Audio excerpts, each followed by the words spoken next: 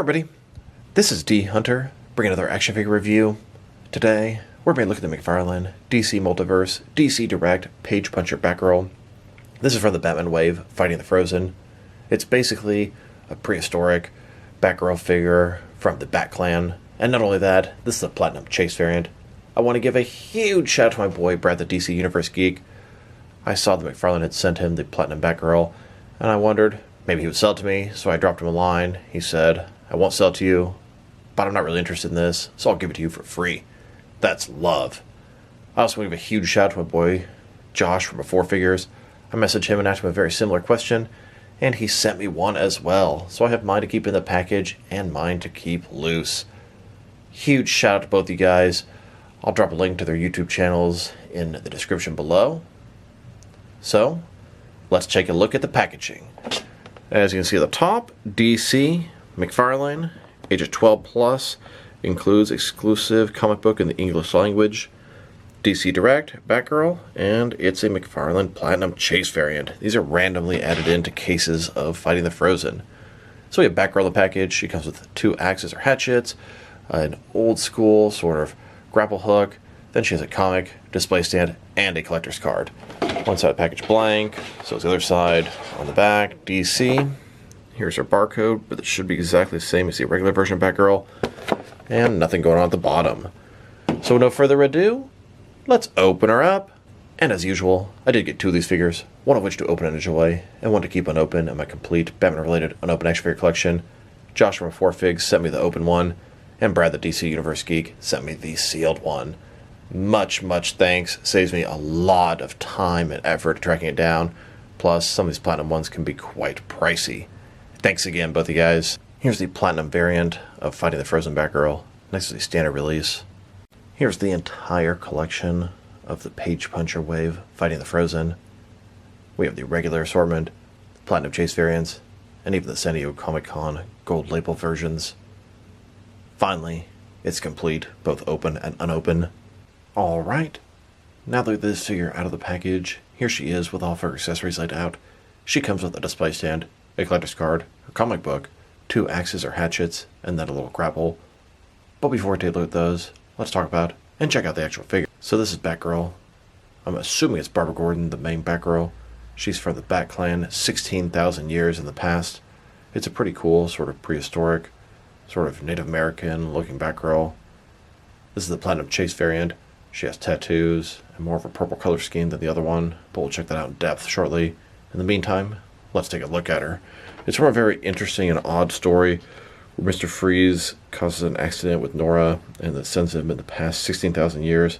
The story actually takes place in the late 1800s and then shoots to the past where they have the Bat Clan. So Batgirl here, her cowl, it's sort of stitched, probably with some sort of animal skin. She has a little bit darker skin. On the back, hair and a big long braid coming out, looks very good. Cape also has stitching going on. She got sort of bone armor, tattoo on her chest, stomach, tattoo on her arms. Purple scheme on the pants. Pretty good looking figure.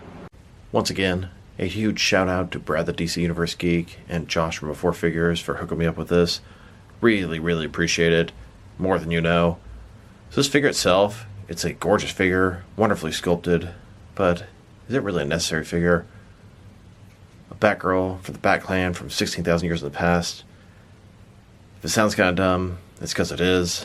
Still, it's a very well done figure and cool to add to the collection, but I won't be using a lot of modern McFarlane DC Multiverse photography, that's for sure. And a closer look at her face and head sculpt. Pretty well done. Got the wide eyes, kind of darker skin, stitched up cowl.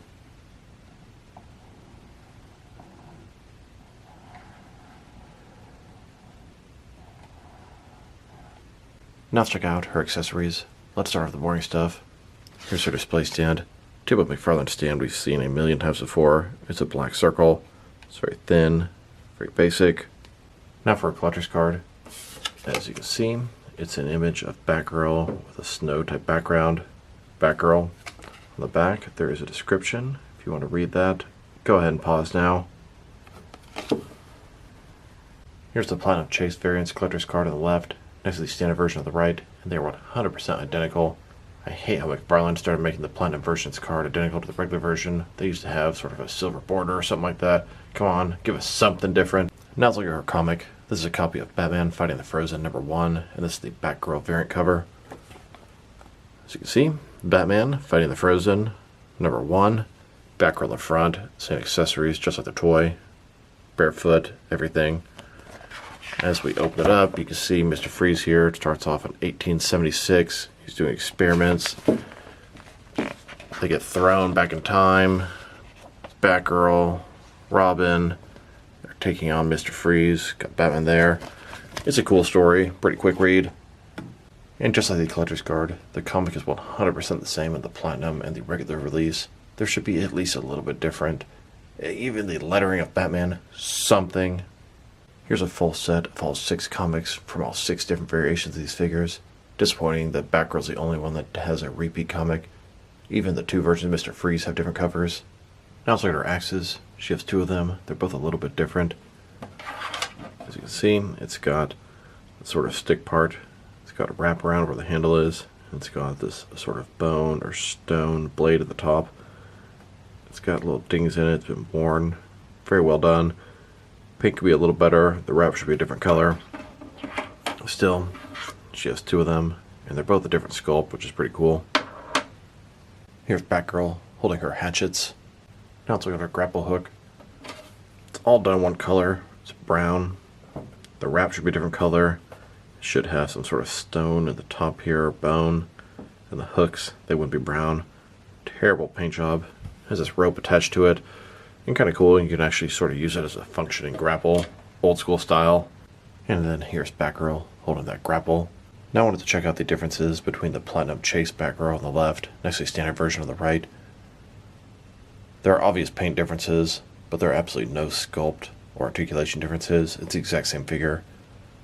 So let's take a look. So obviously the cowls are different. This one is black, this one is purple. Same with the cape. As you go further down, cape is purple, cape is black.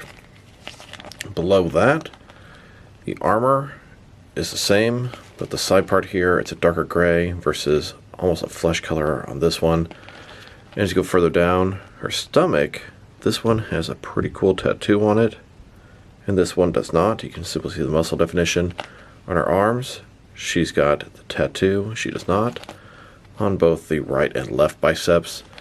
As you go further down, black, purple, the pants almost flesh colored versus a darker gray, black, purple. Pretty much everything else is the same, but significant paint differences, and the Platinum one is by far superior. Now that we've taken a pretty good look at both the figure and her accessories, now let's check out her height. From bottom to the top of her head, standing at about 6.5 inches tall, which can translate to about 16.5 centimeters. If you go to the top of the ears, about 6.75 inches tall. Now for articulation, starting with her head, of course, you can rotate from side to side. She can look up and down a pretty good amount. You can tilt her head from one side to the other. Shoulders, ball joint goes up about 90 degrees. Up, down, around, all that good stuff.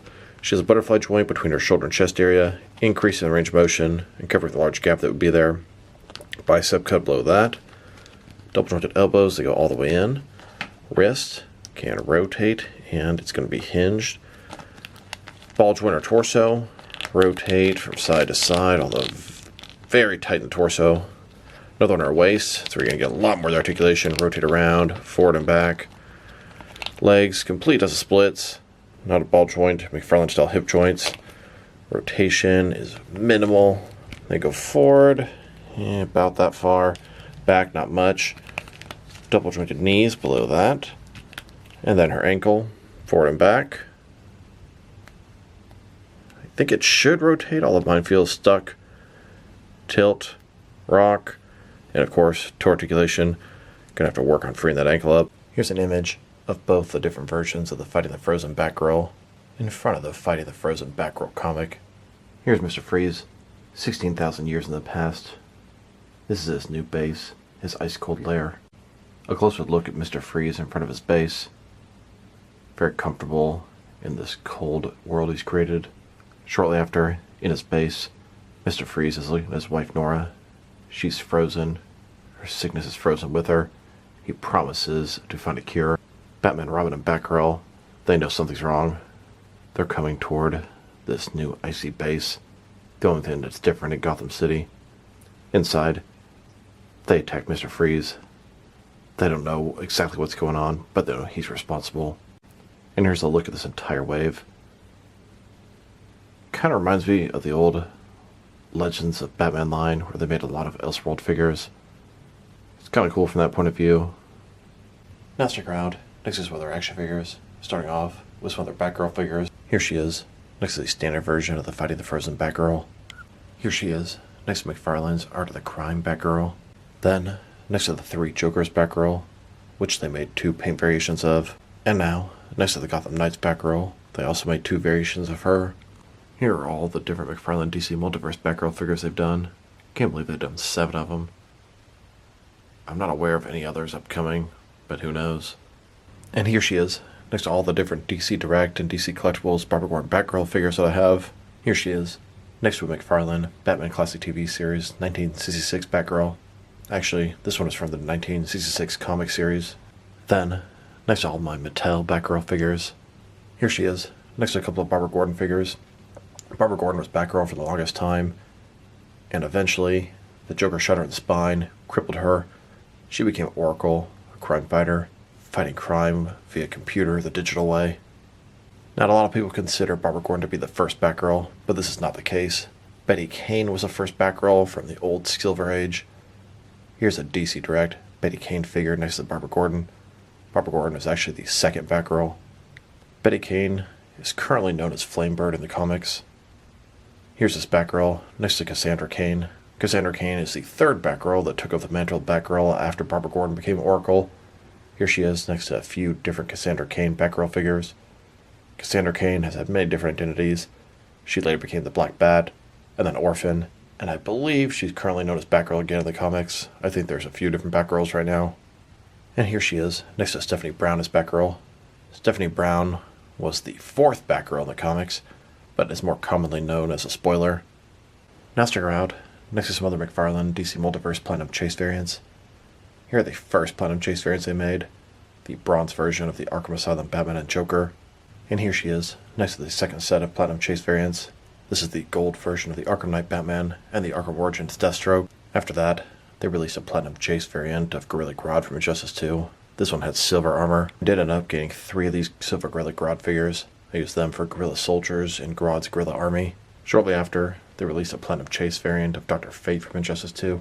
This was in a lighter blue color, a little bit closer to the comic color scheme. Not too long after Dr. Fate, they released the Ben Affleck Batman from Zack Snyder's Justice League. This Platinum Chase had the goggles up.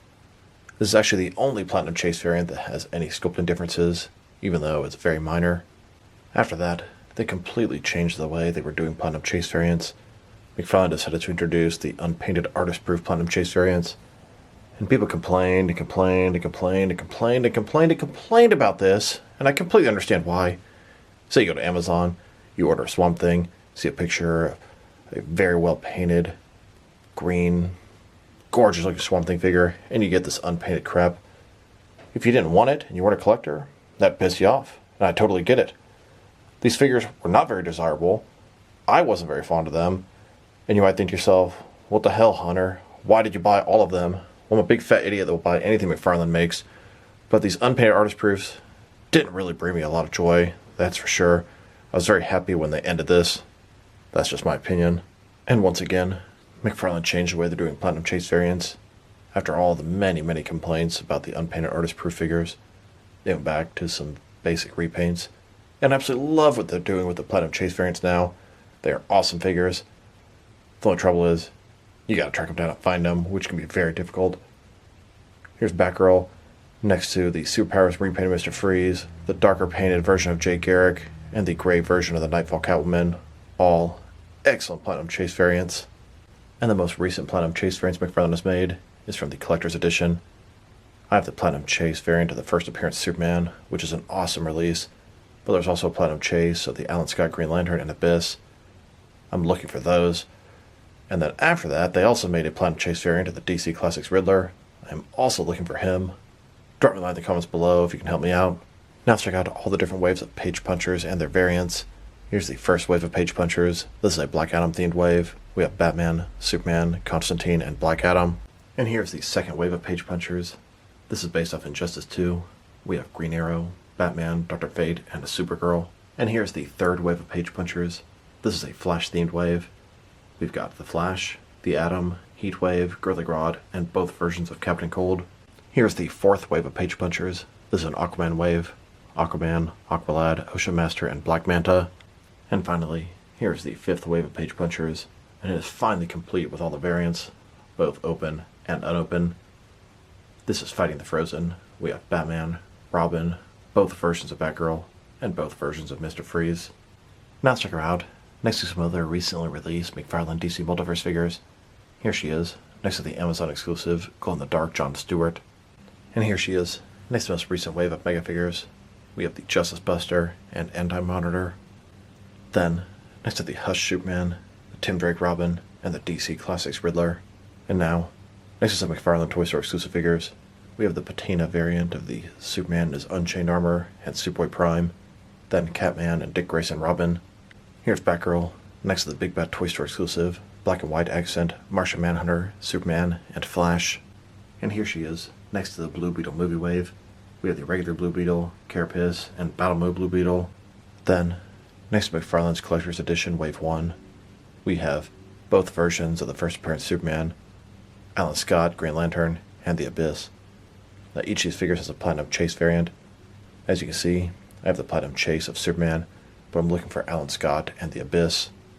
And now, with the Batman and Spawn 2-pack, here's Batgirl, next to the Dark Knight Trilogy Gold Label San Diego Comic-Con exclusive figures.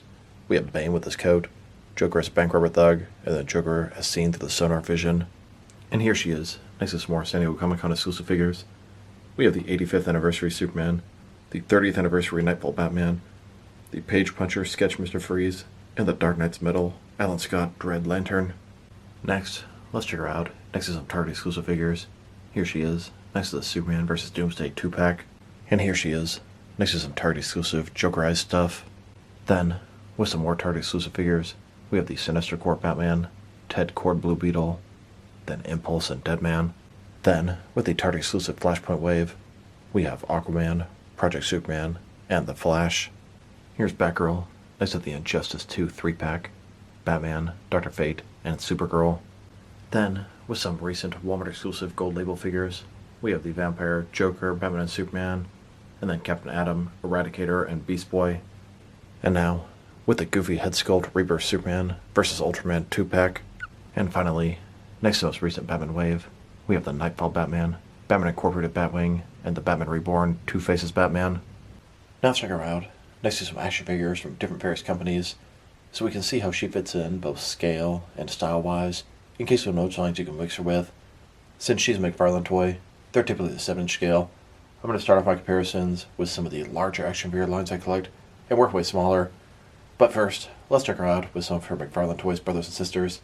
In front of you are 5 different action figure lines, all from McFarlane Toys, all 7-inch scale. Then, next to some more McFarlane Toys, these are from different various video game properties. And now, with some Jack-specific wrestling figures. Here she is, next to a sleeve of Ritz crackers. And here she is, next to some DST or Diamond Select toys. Then, next to some DC Direct and DC Collectibles figures. And here she is, standing with some NECA toys. Then, next to some Mattel wrestling figures. And now, next to some Jazzwares AEW wrestlers. And here she is, next to some Mezco 112 collective figures. Then, next to some Mattel DC Universe Classics and Multiverse figures. And here she is, next to some Mayfix figures. Then, with some Hasbro Marvel Legends. And here she is, next to some SH Figure Arts action figures. And finally, next to some Jazzwares Fortnite figures. So overall, she's a pretty cool figure. It's a cool figure, but an unnecessary one. 16,000 years in the past, part of the tribal Bat Clan. I don't see myself using this a lot in my action figure scenarios, but still a very well done figure. Sculpting details excellent. The paint job and the extra details on the Platinum Chase variant make her much better than the regular version. Her accessories are pretty cool. Articulation is everything you'd expect from a modern McFarlane DC Multiverse figure. Sculpt and paint job are excellent, top notch. If I were to rate this figure, I'm going to give her a 7.5 out of 10. She's definitely better than the standard release of Batgirl. The tattoos, the purple scheme, it's all great. So this is D Hunter. Thank you guys for watching this video. If you liked the video, press like below. If you have anything you want to say about the video, add to the comment section. If you want to see additional action figure reviews from me, press subscribe. I do appreciate when you do that. Once again, this is D Hunter. Thank you guys for watching this video, and I will talk to you guys real soon.